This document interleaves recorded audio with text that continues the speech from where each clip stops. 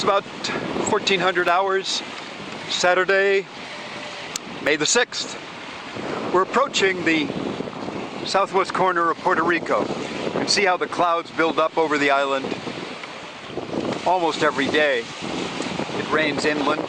Puerto Rico is about 90 nautical miles long, maybe 25 nautical miles wide. Mountains inland are almost a mile high. We're heading closer than I want, but the wind's directly behind us. We're going to have to jibe. There are shoals that stretch 5 miles off the corner of the island, and at places up to 15 miles off as you go up the island, where the water's only about 25 feet deep. Well, that's enough water for us to sail over, but it's likely to cause waves to break, so I don't want to go in there. On the other side, you can't see it. We're approaching what's called the Mona Passage.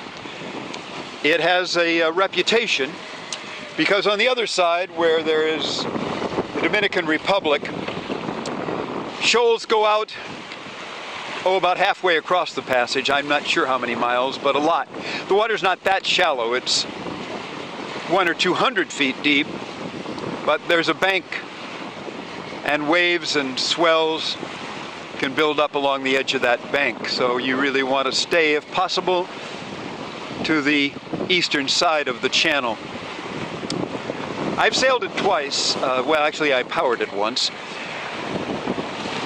Jill and I were almost run down by a freighter on the north side of Puerto Rico in, I suppose, 90.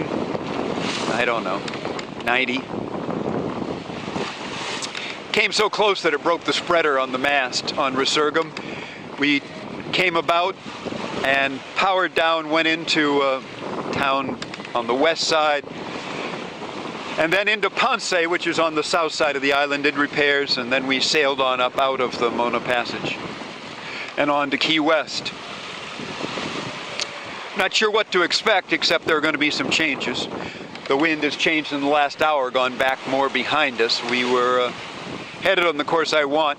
Now we're headed up to where in about 10 miles we'll have to jibe to port to get a little further off shore. We've had beautiful weather for this passage. One day I defined as absolutely perfect, but there hasn't been much difference in all 3 days once we got clear of St. Lucia.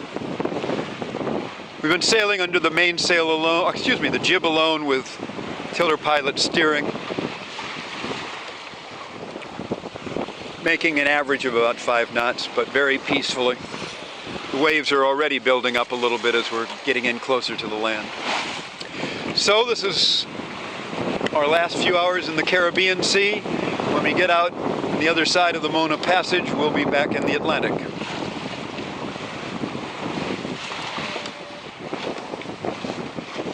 I don't know if you can see in here, but there's like a balloon up there, like a weather balloon or something. I looked at it with the binoculars.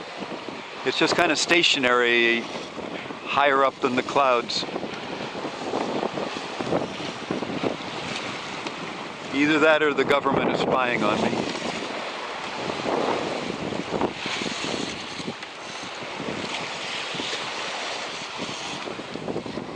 Slept well last night. I don't expect I'm going to sleep very well tonight.